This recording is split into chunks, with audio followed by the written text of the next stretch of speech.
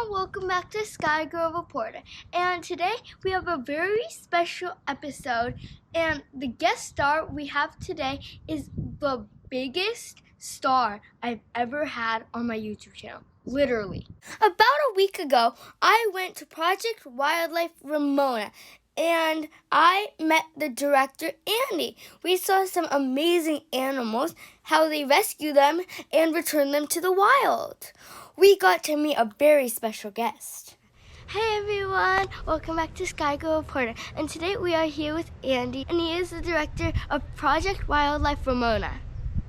And we are going to learn what they do here and everything else. So let's get started. Let's say hi. Hi. Hi, welcome. Thank you for coming out today.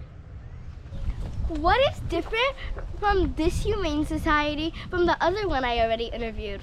Well, this one, obviously, we have wildlife. So if you interviewed our other campuses, they primarily focus on domestic animals, so dogs, cats. Up here, we focus primarily at the Ramona Wildlife Center on large animals and raptors. So this campus, about 70% of our animals are raptors. So red-tailed hawks, which you'll see, barn owls, Cooper's hawks, a lot of the native raptors.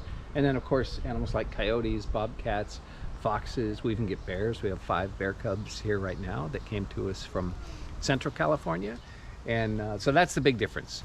Whoever loves animals, they love this place. So there's 3 bobcats in here. And all 3 of them are what we call ambassadors. So they're non-releasable. They came to us as youngsters that people somehow got a hold of them as babies and thought they would be a good pet. And then as they get older, they realize they're really not. So they live here permanently. We've built these nice, beautiful enclosures for them. And we get about, I would say, 10 a year that come to us as patients. So they're either struck by a car, or we have 2 right now that the mothers abandoned, and they were bottle fed, and so they'll probably be released, I hope, at the end of the week, way back out near the Salton Sea. That's good. Next, Andy showed us some super cool coyotes. They look really cute. Yes, so she was another one that we have 2 that people found as youngsters and thought they would be a good pet. As they got older, they turned out not to be a good pet. So she'll live her life out here. We have a big, beautiful enclosure for her with lots of toys and rocks. You know, she's a great ambassador. As you can see, we can get really close to her. And, you know, coyotes get a pretty bad reputation. And a lot of our job here is to try to educate people on how to coexist with wildlife. What are these little houses? These are all what we call small mammal houses. So these are all for baby skunks and baby opossums. So we get a lot of skunk babies, and they come to us often. The mothers are hit by a car or something like that. And so the babies come to us. We bottle feed them initially, then we bring them here once they're old enough to be out on their own. Does it get really stinky here? You know, it doesn't. We know how to work around them, and we're really careful. It's very rare that anybody gets sprayed here. So they kind of let you know when they're going to spray. They stomp their little feet, and we all know to back off. And then we just leave them alone. Once they get to here, we just kind of leave them alone, feed them, and then prepare them to be released back into the wild. I think skunks are cute, but my dad hates them.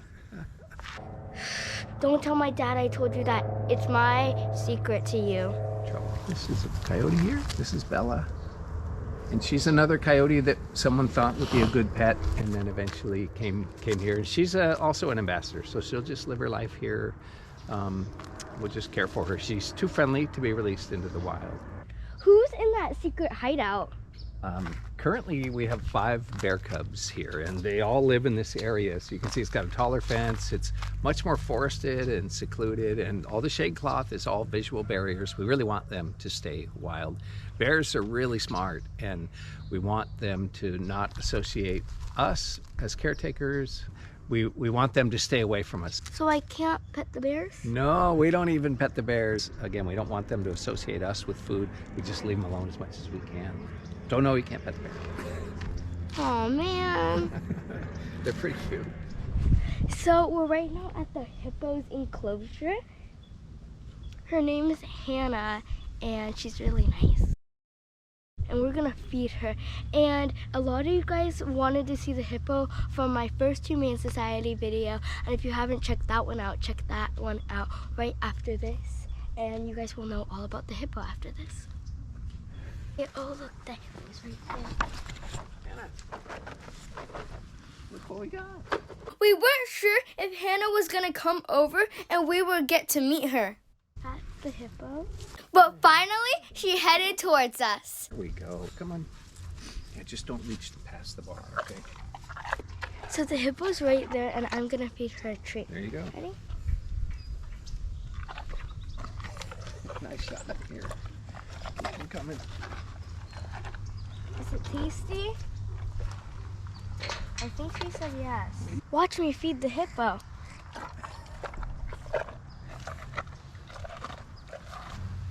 There you go. There you go. Keep them coming. Ready? Nice shot. How did you get her? Hannah came to us about 22 years ago, and a person had her in their yard in Escondido, and unfortunately that's illegal. So we were contacted by California Department of Fish and Wildlife to help take her here. And we built these enclosures for her, and she's been happy here ever since. And she's a pygmy hippo. So you remember the big African hippos, the big river hippos are about 3 times her size. So she probably weighs maybe 400 or 500 pounds, and they come from a real forested area in Africa, so West Africa. They're not in the big open savannas and the big herds. So she lives kind of like she would in the wild, where she would be by herself, and then she would mate with a male, have a baby, and then eventually just move off on her own again. So she's pretty happy here. You can see she's kind of spoiled. She's got a heated barn, 3 different ponds to swim in, or 2, and yeah, she does very well here. She's one of our favorites. How old is she? She's 49 years old, so she's the oldest pygmy hippo in the country. So they are fairly common in zoos throughout the US and throughout the world, but 49 is the oldest one on record. How long do hippos normally live for? Yeah, that's a great question. We know that she's the oldest one at 49, so that's probably tops. You know, living in what we call not captivity, but a managed situation like this, animals often live longer than they would in the wild. You know, where she comes from in Africa, she has to compete with other animals. She has to compete with poachers and hunters that hunt these guys in the wild. So to be a 49-year-old pygmy hippo is, like I said, it's a record for that we know of. Next, I took a picture with Hannah, and then I sat down with Andy and learned more about the wildlife refuge. Why did you want to work for the Humane Society? I really like what the Humane Society does, both with wildlife and with domestic animals, and what we provide for the community as far as helping people with free pet food when times are hard. During COVID, when people aren't working, we really want to make sure they're able to care for their animals and don't have to surrender their animals. So, and while most of my work is primarily wildlife related, I'm really proud of what we do for domestic animals and for the community. And you get free pets. I have 3 dogs and a bunch of chickens that I adopted from the Humane Society. Do I get a free chicken?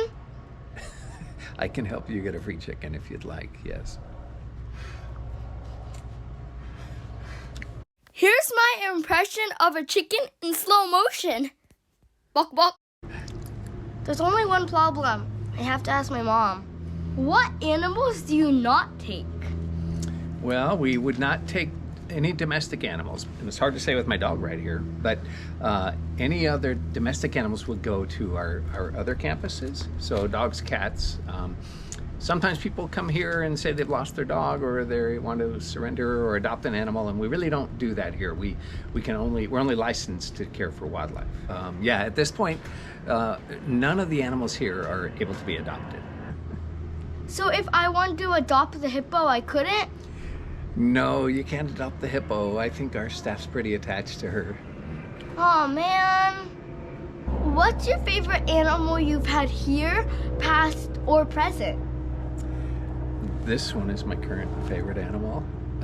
But I would say they're all really special. We're really proud of saving these animals' lives and then returning them back out into the wild. So I would say those are probably my favorites. Or really any successful case. If we have an animal that comes in that's, say it's been struck by a car and it's injured, and we're able to repair the injury and then rehab it and get it released back into the wild. Those are probably my favorite animals. Is there anything else people should know about this Humane Society? Just that we're always here to help.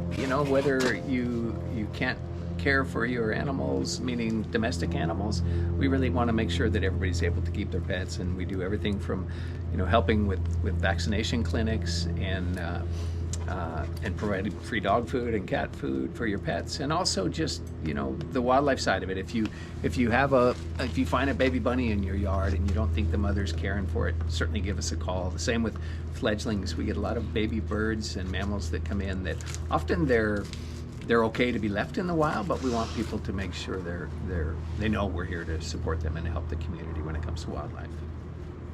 So I'd like to say thank you to Andy giving us a tour and helping us learn what this Humane Society does. Thank you. You're welcome. Thank you for coming. And what was your favorite animal that you saw today? The hippo. Because now I really want to adopt a hippo. But my mom will get really mad if a hippo just comes into our house and ruins everything. Good point. I would like to thank Nina because she got this interview all set up. And I would like to thank Andy for teaching us all about Project Wildlife Ramona. And I want you guys to support your local Humane Society. And if you want a pet, you find a wild animal in your backyard, or your pet needs help, go to the Humane Society because they'll always be there to help you. And if it looked like I was under the weather in the video, it was because I had a really bad cough. And